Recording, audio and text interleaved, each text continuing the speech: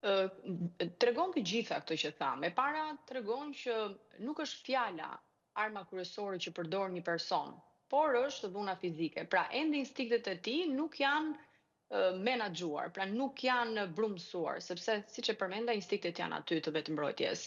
Nga ana tjetër kemi dhe elemente kulturore, se nuk është vetëm ideja që unë po mbroj jetën time. Aty nuk ka rrezik, pra kur personi ushtron dhunë, nuk ka rrezik të jetës në të vërtet, por ka rrezik të dinjitetit dhe të aspektit mashkullor. Kryesisht burrat e kanë këtë.